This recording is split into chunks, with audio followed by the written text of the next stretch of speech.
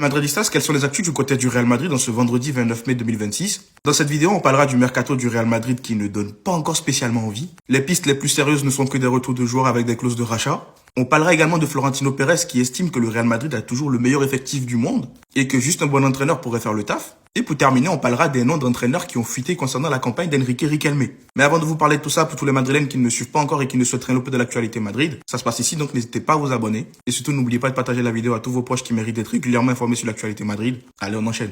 Pour commencer, voici le gros titre de Marca. Le Real Madrid veut réaliser une révolution pour seulement 23 millions d'euros. En fait, tout simplement en faisant revenir au club Nico Paz, Jacobo Ramón et Victor Muñoz. Et peut-être que Florentino Pérez va ramener un ou deux joueurs supplémentaires, mais j'ai bien peur qu'on ne voit rien de spécial sur ce mercato-là, alors qu'on a besoin de remanier l'équipe. Et ça, on le sait tous. Et en parlant d'équipe, parlons de Florentino Pérez qui a dit mot pour mot: Kylian Mbappé, Vinicius Junior, Bellingham, Arda Güler, Valverde, Tchouaméni sont les meilleurs joueurs du monde. Un bon entraîneur va les rendre incroyables. Ça, c'est le Pérez des dernières années dans toute sa splendeur, têtu, qui veut mourir avec ses idées. Là où on se rend compte qu'il faut faire un bon mercato, un mercato cohérent. Déjà là, il va juste réactiver la clause de rachat de certains joueurs, comme on a pu le voir précédemment avec Nico Paz, Jacobo Ramón ou encore Victor Muñoz. Faire revenir Endrick après son prêt à l'Olympique Lyonnais, alors que dans le fond, on a besoin de bien plus. On a besoin de fraîcheur dans cette équipe et de fraîcheur à des postes clés. Mais selon Florentino Pérez, on a déjà la meilleure équipe du monde. Et pour moi, ça, c'est un message. Ça veut dire ne comptez pas sur moi pour faire un gros mercato. Et dans tous les cas, on l'a bien compris, on ne pourra pas recruter des joueurs si on n'en vend pas.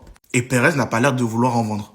Et sinon, pour terminer, concernant la candidature d'Enrique Riquelme, déjà, petite parenthèse, il a fait comprendre que d'ici samedi ou la semaine prochaine, il va parler du volet sportif, il va rentrer dans plusieurs détails, et il n'hésitera pas à citer des noms, comme par exemple l'entraîneur avec qui il a un accord, ou encore les fameux joueurs avec qui il a déjà un accord. Et là, depuis 2 jours, les médias s'empressent de faire des devinettes sur qui il a signé comme entraîneur. On nous avait parlé il y a 2 jours de Cesc Fabregas, et là, la rumeur qui ressort, c'est Arteta.